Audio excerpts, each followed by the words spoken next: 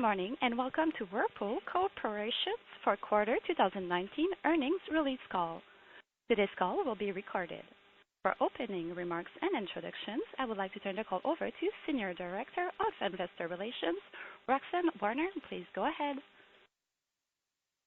Thank you, and welcome to our fourth quarter 2019 conference call. Joining me today are Marc Bitzer, our Chairman and Chief Executive Officer, and Jim Peters, our Chief Financial Officer. Our remarks today track with a presentation available on the investor section of our website at whirlpoolcorp.com. Before we begin, I remind you that as we conduct this call, we will be making forward-looking statements to assist you in understanding Whirlpool Corporation's future expectations. Our actual results could differ materially from these statements due to many factors discussed in our latest 10-K and other periodic reports. We want to remind you that today's presentation includes non-GAAP measures. We believe these measures are important indicators of our operations as they exclude items that may not be indicative of results from our ongoing business operations. We also think the adjusted measures will provide you a better baseline for analyzing trends in our ongoing business operations.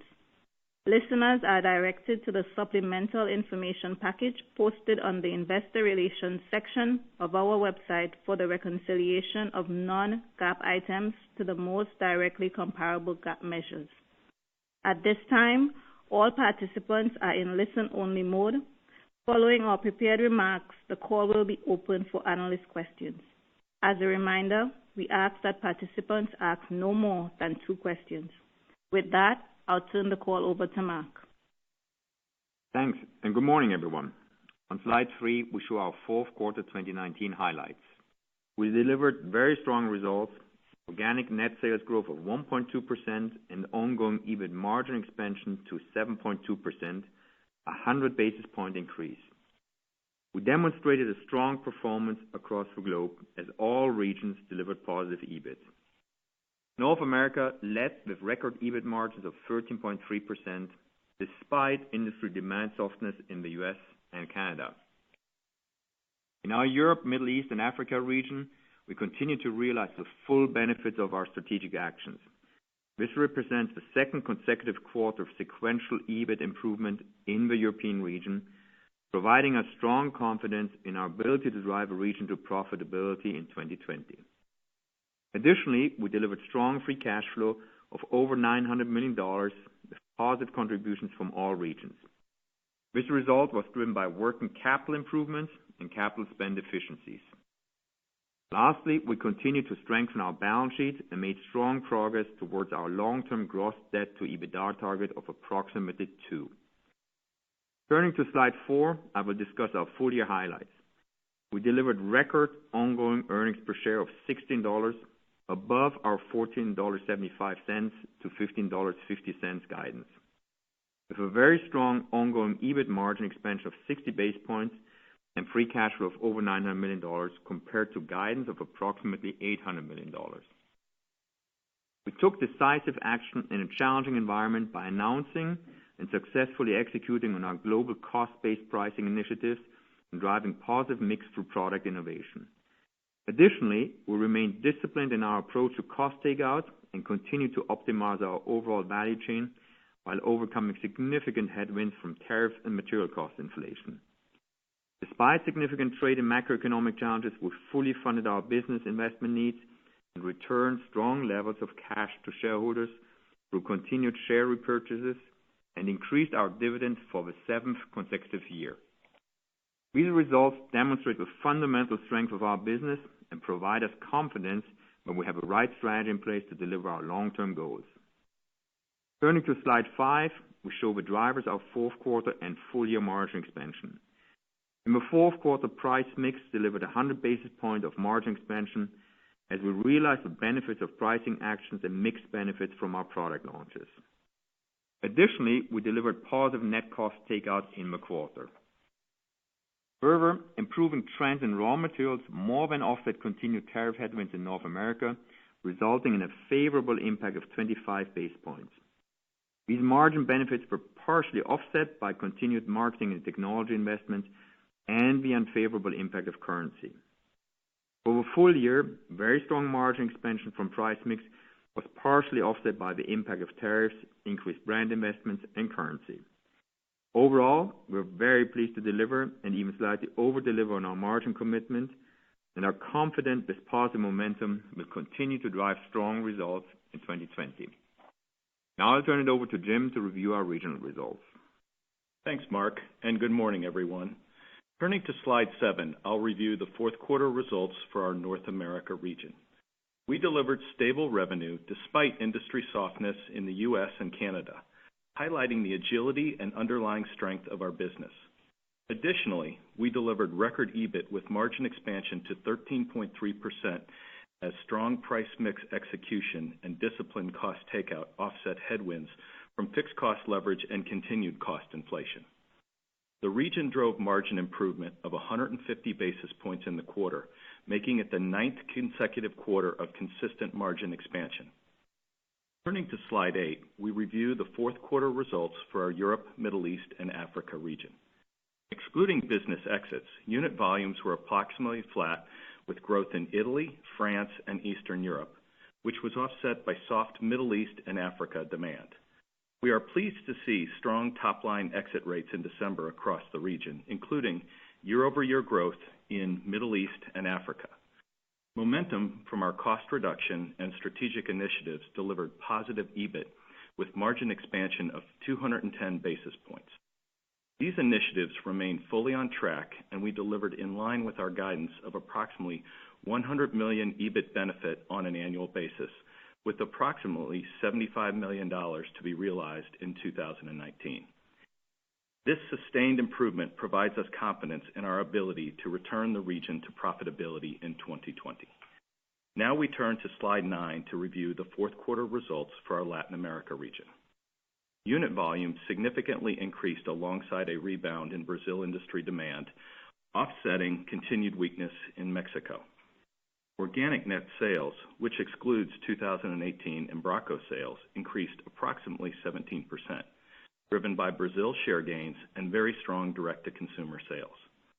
EBIT margins contracted in the quarter as cost productivity benefits and favorable raw material inflation were more than offset by currency devaluation in Brazil and Argentina. Finally, as a reminder, our fourth quarter 2018 results include the impact of the Embraco compressor business in its consolidated results. We now turn to the fourth quarter results for our Asia region, which are shown on slide 10. Excluding the impact of currency, net sales were approximately flat as strong top-line growth in India was offset by negative industry demand in China. India delivered double-digit EBIT and continued share gains, which was offset by brand transition investments in China. These investments remain on track, with Whirlpool brand share increasing sequentially and year-over-year. Now I'd like to turn it back over to Marc to review our guidance and operational priorities. Thanks, Jim.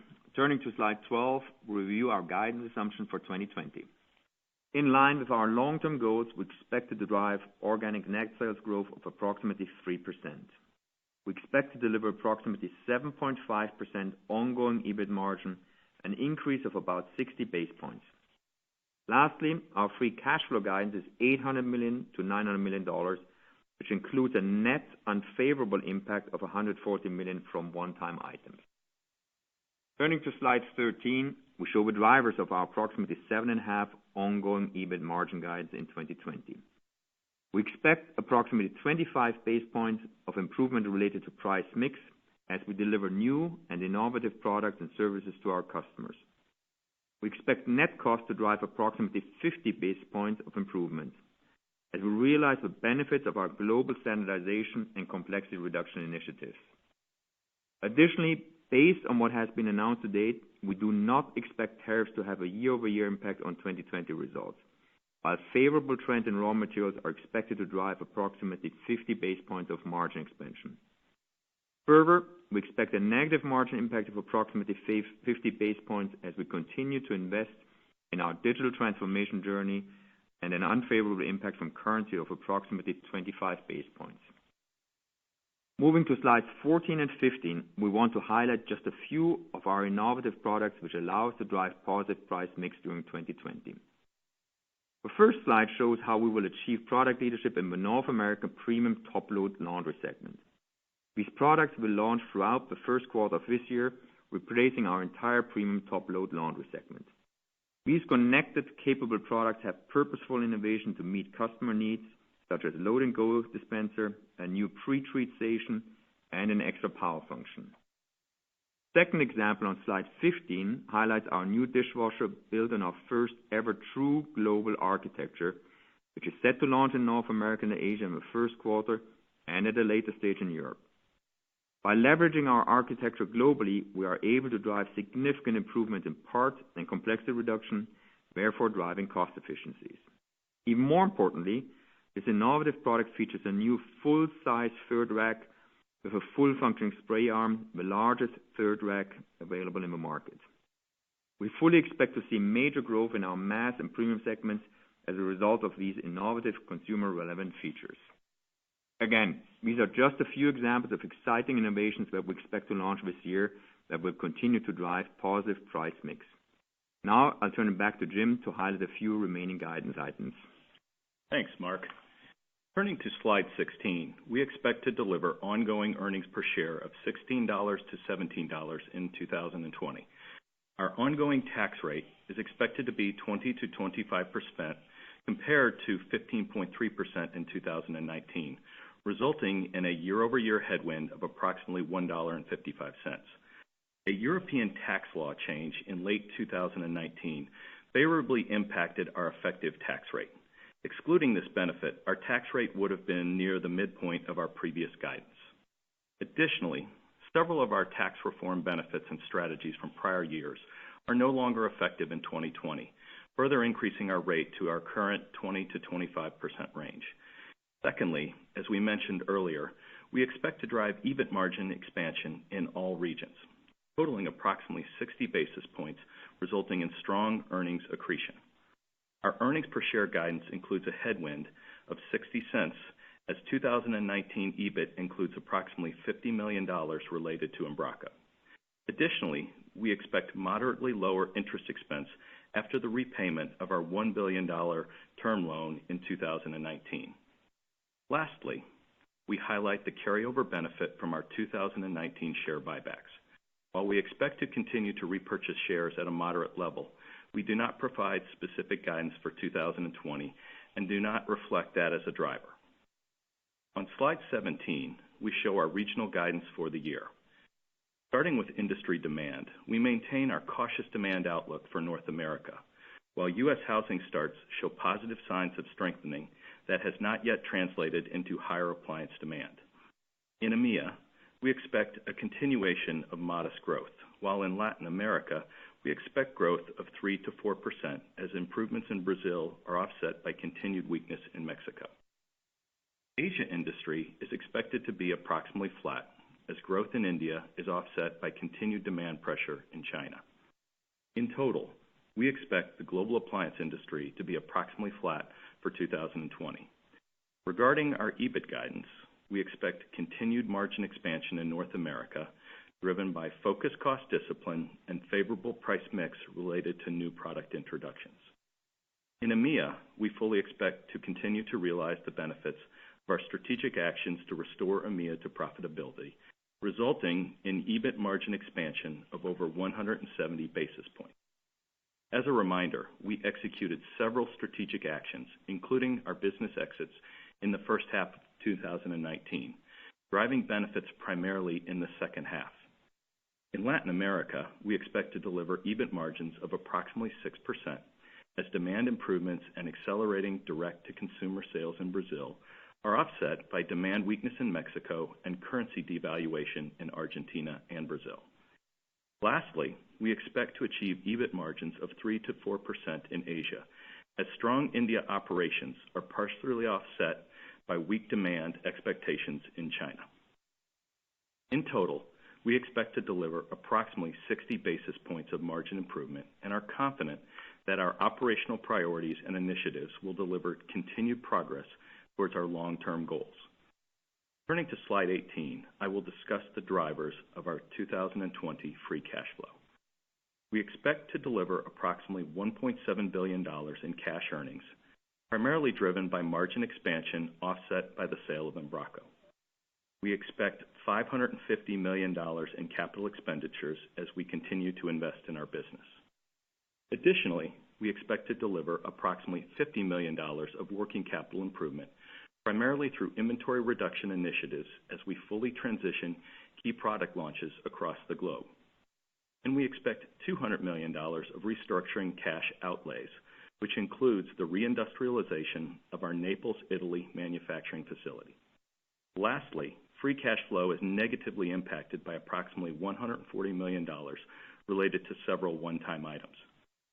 Further details of these items can be found in the appendix of this presentation. In total, we expect to deliver $800 to $900 million of free cash flow. Turning to slide 19, we provide an update on our capital allocation priorities for the year. We remain fully committed to funding the business for growth while continuing to strengthen our balance sheet and return cash to shareholders. Consistent with our balanced approach to capital allocation, we repurchased approximately $50 million of shares in the fourth quarter and expect to continue repurchasing shares at moderate levels in 2020. In line with guidance at Investor Day, our gross debt to EBITDA is on track towards our long-term target of approximately 2. Lastly, I'd like to announce that starting in April, we will no longer report units sold in our earnings materials, including our 10K and 10Q. As we continue to redefine what product is, this will lead to an increase in revenue from products not reported as units, such as the KitchenAid Smart Oven plus Baking Stone and the upcoming launch of Yummly's wireless smart thermometer.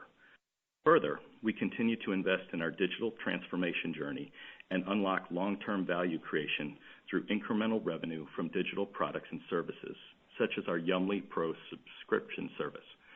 As a result, units are becoming less of an indicator of our overall sales performance. Consequently, we will eliminate units reporting in our earnings materials, including our 10Q and 10K. Now we will end our formal remarks and open it up for questions. At this time, if you'd like to ask a question, press star 1 on your telephone. To withdraw your question, press the pound key. Please hold while we compile the Q&A roster. Your first question comes from the line of Mike Dahl with RBC Capital Markets. Please go ahead. Good morning. Thanks for taking my questions.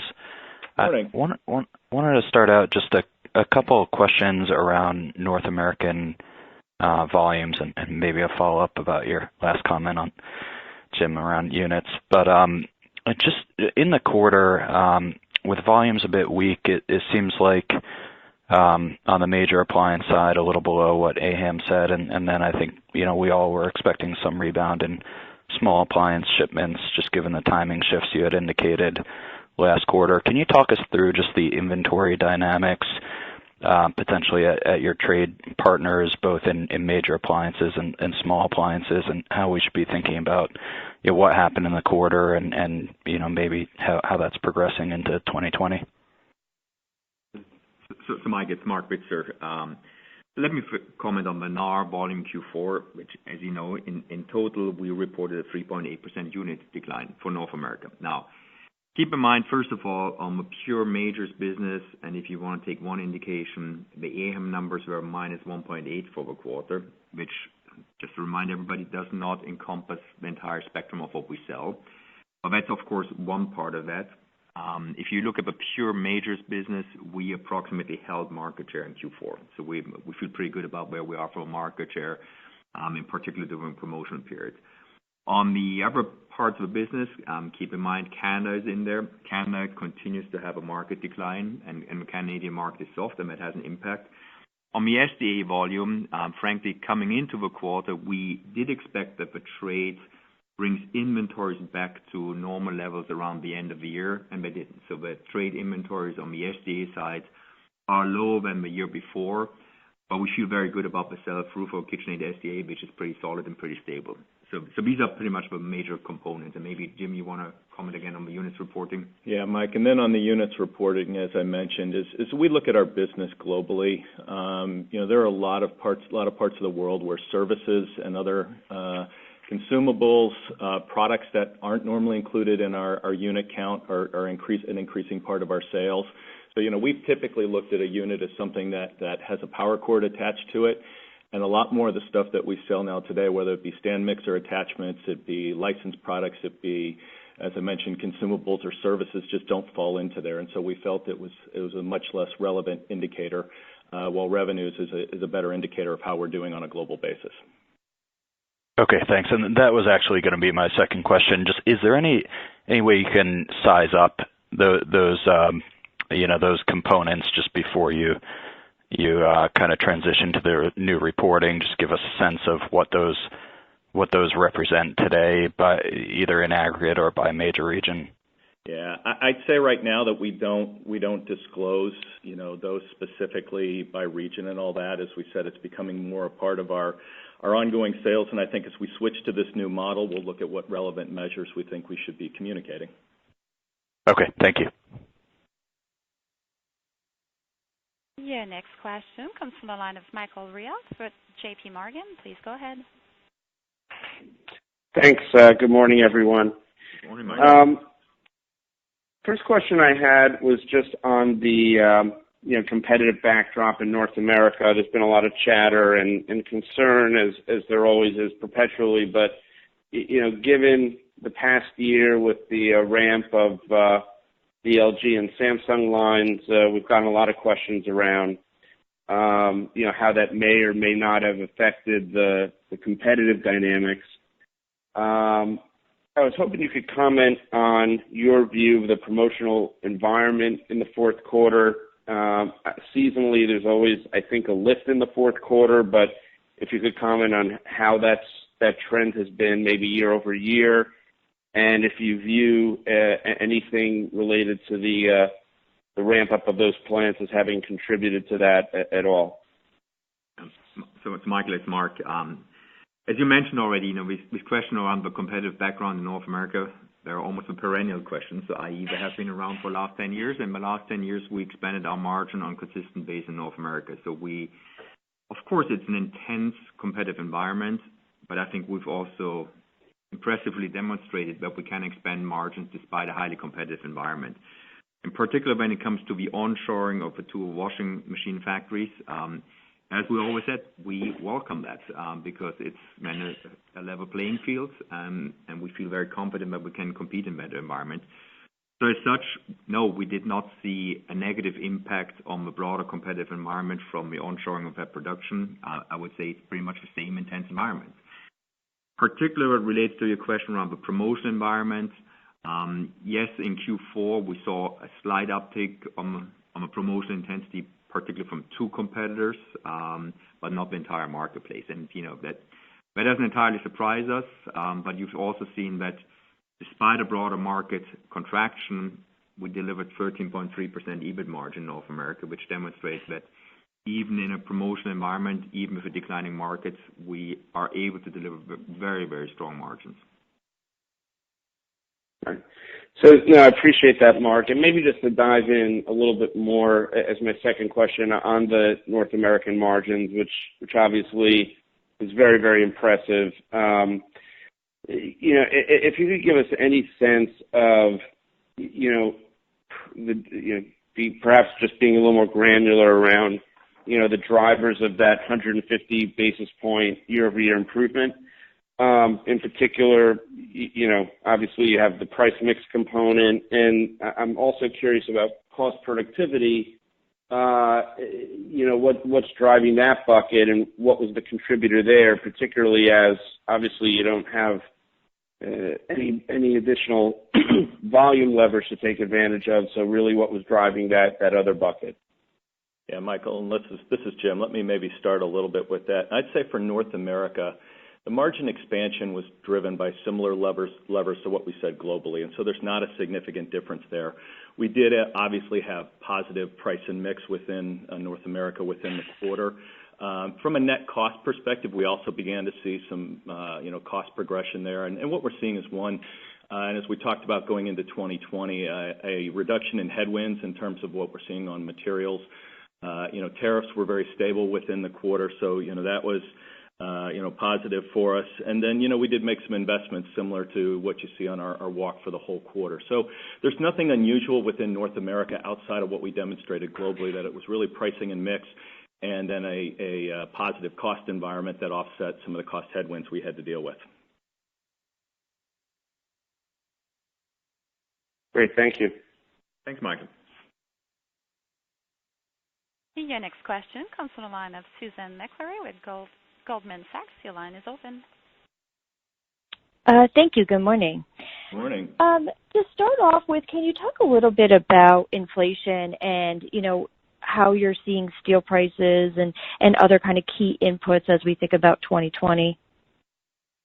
Yeah, Susan, so when it comes to inflation, and let me first repeat what we said several times, coming into 2019, we basically had accumulative inflation of around $700 million in our business. That is a result of raw materials, tariffs, cost inflation throughout the entire value chain, in particular logistics. That was still in total headwind pretty much throughout mid-year 2019. And as of Q3 and in particular Q4, we saw that slowly coming around in terms of a total net cost takeout. If you break it down more in terms of the external factors on this one, yes, we saw globally a turn on the raw materials pretty much around Q3, and then more impact in Q4. And as you've seen in our guidance for 2020, we also expect another improvement on the raw material side. What has changed since our last earnings call is our outlook on the tariffs, because in the last outlook we had to work with what was announced at that time. And based on what we know today now, the tariffs will not have a negative year-over-year impact. And as a result of that, we basically see this 0.5% margin expansion just coming from better raw materials. The other inflation elements like logistics or other cost elements, so far we don't see yet turning around. So that is still working against us, and that's what we're trying to address. But again, summarizing, I would describe 2020, we will see less of an inflationary environment, but it's not completely gone and it's certainly not reversed. And it's obviously our key operational priority to kind of double down and really improve our cost takeout throughout the entire system. Okay, that's helpful. Thank you. And then just turning to your EMEA business, can you talk to how much of the improvement in the margin this quarter came from kind of the core business and maybe your improving position within that relative to some of the benefits of the restructuring actions that you've taken there? Susan, I think it's pretty balanced. I mean, at the end of the day, it's the combination of all these measures.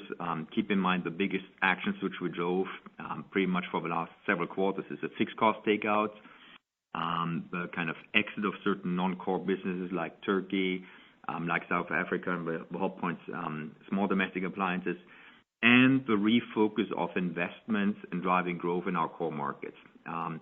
And frankly, I would say we delivered on all three of these levers. So I think it's the combination of these ones which drove the year-over-year improvements. But in particular, when it comes to the core markets, and this maybe is embedded in our overall unit number which we have for Europe, we had in our core markets growth in Q4. And that's a good thing. So we stabilized or regained market share in most of our core markets. And again, that's a very encouraging sign as we look into 2020. Okay, great. Thank you. Thanks, Susan. Your next question comes from the line of Sam Darkatsh with Raymond James. Your line is open. Good morning, Marc. Good morning, Jim. How are you? Sam? Good, Sam. Good morning. Couple questions, if I could. First, you're mentioning expectations for flat industry units globally and also a 3% organic sales growth expectations. I'm trying to figure out rank order the reasons for the outperformance in sales dollars for you expected in fiscal 20 versus the flat industry shipments. I'm guessing some of that's the D.R. Horton win. I'm guessing some of that's price mix. But if you could help rank order the drivers of that gap, Jim. Yeah, Sam, here's what I'd probably start with is, if you look at it, what we would say is demand being flat globally. Obviously we do believe we'll have some share win in certain markets around the world, and you pointed to some of the specific examples in North America. But I think also, as Marc just talked about, within EMEA, we also expect to gain back some of the share we lost there. So that will help drive us from a revenue perspective, despite an industry being flat globally. The second thing is as we mentioned, there's an incremental amount of price mix in there, which also does help us on a revenue base. We assume that to be slightly positive for the year. So both of those, that would probably be the second biggest driver that I would say. And then my second question, the net cost benefit of 50 basis points in 2020, that's obviously constructive, but I think it's still below where you'd like to be ideally, at least from a productivity standpoint. Are you still anticipating having production below shipments in fiscal 20? I know you mentioned inventories maybe being down a little bit, but that sounded more like efficiencies than it did production cuts. So if you could talk about production expectations versus shipments, please. I can take that, Sam. First of all, on a full year base, as you point out, we're certainly not planning on the net cost takeout to have a benefit from volume leverage. Or put it differently, we're not going to increase production beyond the sales forecast. We're actually, contrary, we're planning to take out further inventory. We have some opportunity. However, I would say that is not a huge item in there. It's a small negative in the cost takeout efforts. But the other element is, we still have logistic costs which are elevated throughout the world. That is still a factor. The good news is we're making good progress on the fixed cost takeout in Europe and some other parts. We see some benefits from our global product architecture, so that's all coming to materialize. And yes, internally, our job over time is to tackle even more, in particular, on the supply chain and logistic costs.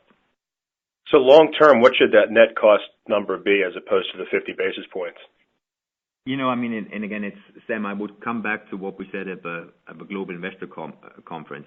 Our aspiration would be, half a point to a point should be the net cost takeout, absent of raw material impact. And that's kind of a long-term expectation you should have a business of our size. Thank you. Your next question comes from the line of Curtis Nagle from Bank of America. Your line is open. Good morning. Thanks very much for taking my questions. So the first one to be just trying to understand what is driving the view that North America demand or unit demand will be higher this year versus last, given things like the replacement cycle and housing obviously being late stage, and I think your commentary that we haven't seen much of a push up from that. So I'm just trying to reconcile. Again, how to think about this year versus last.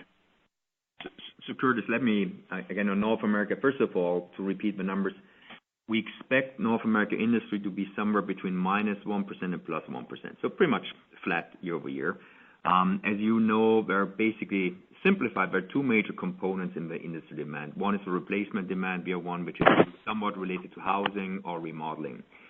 On the replacement, and that's a little bit the same like last year, we're now comping against the low years post-recession. And that has been around us for the last 1 or 2 years and probably will be around us for another year or so. And that's just because you're comping against these low years. And that was also already a factor in 2019. Coming into 2019, frankly, we expected more momentum coming out of housing. And of course, and again, we're now going back in time, Q4 18, the weak housing impacted what we sold in the housing-related market in 2019. So the housing was, I would say, a little bit the softer side compared to what we originally expected coming into 2019. As you turn the page in 2020, I would say we're reasonably optimistic on housing, but we still want to wait and see. What I mean with that is the initial data points which we got in December from housing were, in fact, very encouraging. But it's the first positive data points, and we want to see that stabilizing. I would also add, when you look at the news from home builders, these were, in fact, very strong, very encouraging signs. But I also want to remind everybody is, between an order of a new house and the actual appliance shipments, you typically have 9 to 12 months. So the good signs which we see now on the order side, it takes a while until it shows up in our revenue line. So But I would say, if housing stabilizes and sees more positive trends like we've seen in December, I would say that spells good news for our industry and for us. Oh, okay, understood. And then just as my follow-up, I guess how should we think about restructuring costs and I guess kind of the path, going forward? The commentary from you guys is for years now is we should expect that to kind of tick down. This year it's going to be elevated, and I understand, I guess what I'll call a one-time item, but past 2020, do you guys still think we will see a tick down, or how should we think about it? Yeah, Curtis, this is Jim, and what I'd say is, we expect to be from a P&L perspective at $100 million of restructuring costs this year, and most of that is related to the already announced action we're taking around our Naples factory within EMEA.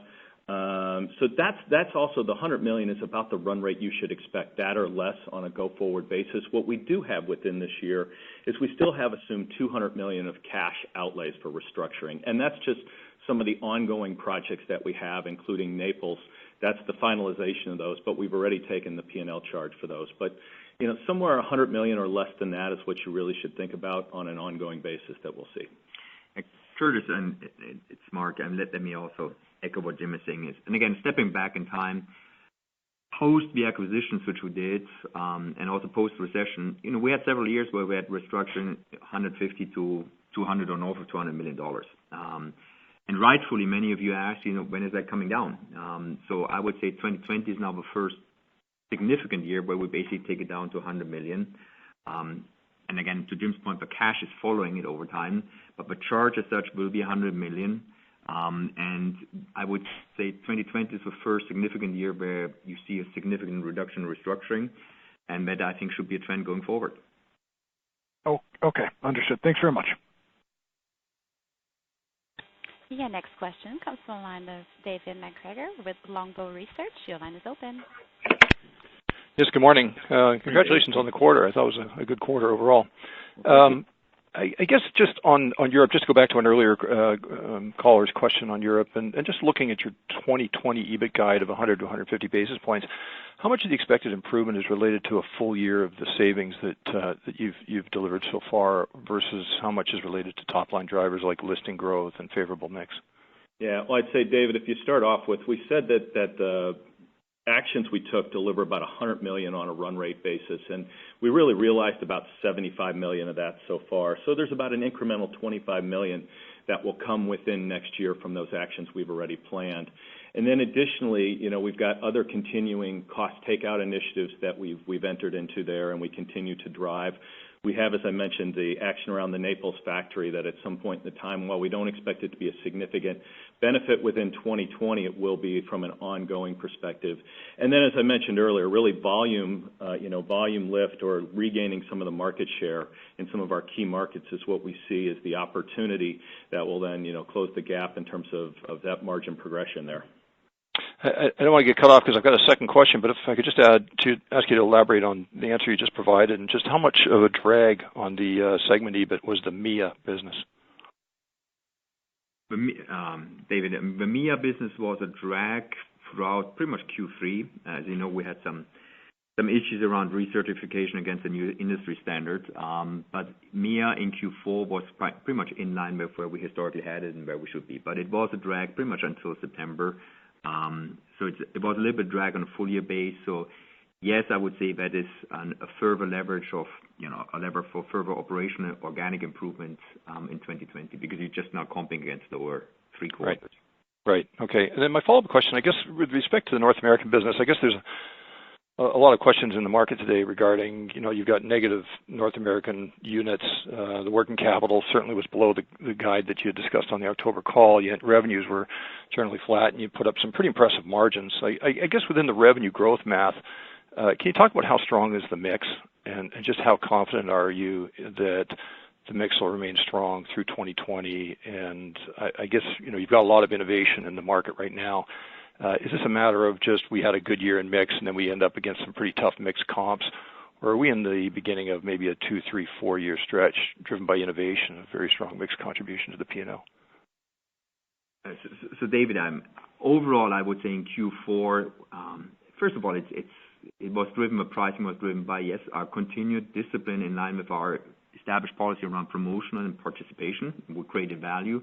But second of all, to your point, it's product mix, where we started, and I emphasize started, leveraging some of the product innovation. And that's also the reason why we showed early in the script our kind of two major new product ones, because they're both impacting North America. So, and that's why we're confident we will have good mix, solid mix across brands, across products, also on a go-forward base, and that is our big opportunity. Thanks very much. Thanks, Dave. Your next question comes from the line of Sheldon Clark with Deutsche Bank. Your line is open. Hey, thanks for the question. Just given all the moving pieces in free cash flow, what do you think the right way to think about long-term EBITDA to free cash conversion is? Well, as we've always said, we see our long-term free cash flow goal around the 5 to 6% of sales.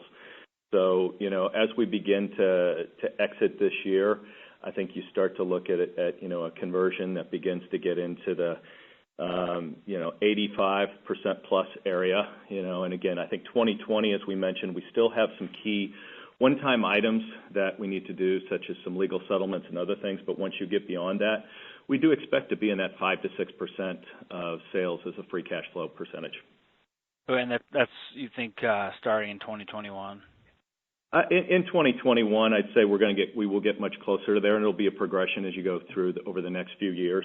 But most of these items, as we mentioned, coming out of 2020, our restructuring cash outflows will be less, and we'll have some of these, whether they're legal settlements or product actions that we had to take behind us. And so we do feel confident that our free cash flows will begin to reflect that stronger performance. Oh, that's helpful. And then I know you manufacture the majority of your appliances in the U.S., but do you anticipate any major impacts to production stemming from this coronavirus outbreak, whether it be related to Whirlpool specifically or just the industry more broadly? So, it's Marc. I would say at this point, the answer is no, we don't expect a major impact. To elaborate a little bit on this one, and first of all, it's kind of our biggest concerns right now are around our people, but it's so far looks like all our 10,000 people are safe and healthy. Beyond this one is, of this coronavirus, from what you can see today, it may have three potential impacts. One is the China domestic market. Obviously, when people don't go into stores, the market will decline. You all know that our exposure to the China domestic market is limited, so yes, that's not going to hurt us a whole lot. Two is then on production, and three is on components. China production is largely serving Asia and to only a lesser extent Europe and to almost a very small extent North America. As you know, North America, 80% of what we sell in North America or U.S. is produced in the U.S. So the that exposure is somewhat limited, in particular one factory where we export from China is almost 1,000 miles away from Wuhan. So we're a little bit, I would say, protected, but it's a little bit further away. The third element is components. Keep in mind this whole thing happens around the Chinese New Year. Every year around Chinese New Year, you plan with your supplier inventory levels, when they stop production, when they start production. So I would say we're pretty well covered. We're also well covered for this 3 or 4 days of extension of the Chinese New Year. And beyond this one, we got to see. The other thing which you also need to keep in mind, throughout the last couple of years, the most critical components we went aggressively for dual sourcing. So we're single source only in very, very few components. We're largely dual sourcing, which gives you a little bit of a hedging. Okay, that's helpful. Appreciate the questions. Thanks, Albert. Thanks. Your next question comes from the line of Eric Bussard with Cleveland Research. Your line is open. Good morning. Good morning. Two things in the U.S. market I'd be curious about. First of all, your expectation of share. It looks like you've got some key new product launches. Interested in how you think about your major appliance market share performance in 20. And then secondly, curious how you're seeing retailers managing their business in what looks to be a sustained, somewhat slower growth environment, and also an environment where it appears Sears is probably giving up less share funding their growth. Yeah. So Eric, it's Marc. I mean, as you've seen in our outlook, so for North America, we have a lot of new product innovations where we do believe we have some shared growth opportunities. certainly on the two products which we just shown on top load and dishwasher. The old dishwasher platform or architecture which we have was almost 10 years old. So, I mean, bringing in such an architecture with such great features, that should open opportunities for some share growth. And I'm not talking about promotional share growth, I'm talking about structural share growth in a healthy business. So yes, we have certain ambition for share growth in North America. Related to your question about retailers, yes, it's obvious that the kind of windfalls which came out of a serious decline for many other retailers, that has diminished. I mean, that's basically non-existing. But right now, I would say it's a reasonably stable retail environment with home improvement having a strong growth in home appliances, Best Buy being very well established, but also some other good regional players. So I think it's right now we don't see dramatic moves across the retail landscape. We've seen some ins and outs when it comes to inventory management of retailers, and I think you all have seen that in the AHAM shipment data in October and then subsequently in December. So there's been some moves, which of course impacts us and our entire supply chain. But beyond this one, we don't see dramatic moves across the different retailers. Great. Thank you. Your next question comes from the line of Ken Zener with KeyBank. Your line is open. Good morning, everybody. Morning. Jim, I just have a quick question. So, look, the EPS mix, given your expansion in margins that you guys are giving in guidance, should we basically expect kind of a normal EPS cadence, meaning, front half, a little under half the earnings, first quarter kind of that 21-22% range? Just given the strength and the different moving parts, I just want to make sure we're kind of thinking about if your business balance is shifting this year. Yeah, Ken, I think you should expect within this year a similar seasonality. And I mean, even in the first quarter, we tend to be pretty close to 20%, is what if we look at historically. But a similar 45-55 type of split that you've seen in other years is a safe assumption. Okay, and then, given the kind of in North America, and I understand you're moving to, away from the volume price mix discussion, given AHAM and, the long history there, I understand. I'm wondering if you might be able to anticipate, I mean, if the revenue is down, I mean, how are you guys going to go about kind of explaining this, or what type of communication could we, expect to hear from you absent that, those data points, just so none of us get caught by surprise, you all or us, in terms of if results are better or worse, just so we can properly interpret it. I mean, do you think you'll be able to talk about volume even though you're not reporting it, or the price mix? How will that dialogue change? Well, Ken, I would expect first thing is there'll still be, obviously, industry data out there that'll give an indication of which direction the industry is going, and especially from a North America perspective, now that it's really two key markets, and the biggest one being the U.S., currency also doesn't play a big difference within there. So, as I said, I don't think that whether we disclose units or not within the North America business will make a significant difference, because the couple big variables that already drive it are out there. Obviously, we will talk about, how we believe we're doing from a share perspective, and then what, the benefits of price and mix are. We'll continue to talk about that on a go-forward basis, which also is an indicator of revenues versus, what unit performance is doing. Okay, and then I guess this is just looking at AHAM, it was kind of interesting, right? I mean, you had for the year, laundry was up 1 to 2 points, kitchen, fridge was down, I think 3 to 4. How do you think about, or what does that say to you about kind of the market that we're seeing, some of these categories in a sustained growth, challenging environment relative to Marc, the fixed cost? Because this global architecture that you mentioned in the laundry seems to be really important factor for Whirlpool, given your global platform, to kind of extract leverage from categories that really are challenged in terms of growth. Yes, so Ken, I mean, on a go-forward base, to be honest, we don't see dramatic differences across the different product groups in terms of where we would see the industry growth or development. Now, given what I said before, it's kind of there is at least the early indication that the housing may strengthen. The housing strengthening that typically translates in kitchen suites, so that should help the cooking, the dishwasher, refrigeration business, but I would not yet read too much into this one. So I wouldn't break down the pieces too much. I would say right now our guidance for next year industry is pretty much a flat. But very frankly, I think the uncertain factor to the upside could be the housing and how housing now develops. If that stabilizes and if we see the growth trend extending beyond the December number. But again, don't read too much into the different subcategories. Thank you, and I enjoyed your interviews yesterday. Okay, appreciate it, Ken. So first of all, thank you for joining us all, and let me, given that we just came to the last question, let me just quickly wrap up and summarize. First of all, I want to start out with, with all the numbers in and out, I want to remind everybody we had an all-time record year last year. We feel very good about it, and we closed an all-time record year with the best quarter ever in our history, which I think is even more remarkable given that we did not have a lot of tailwinds throughout the year. Industry demand didn't help us. We still saw cost inflation throughout most parts of the year. So we feel very good about what we've achieved last year.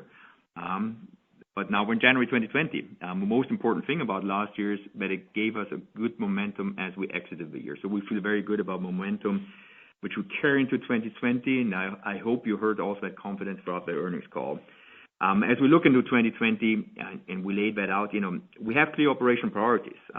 We are very focused on getting the cost out of the system.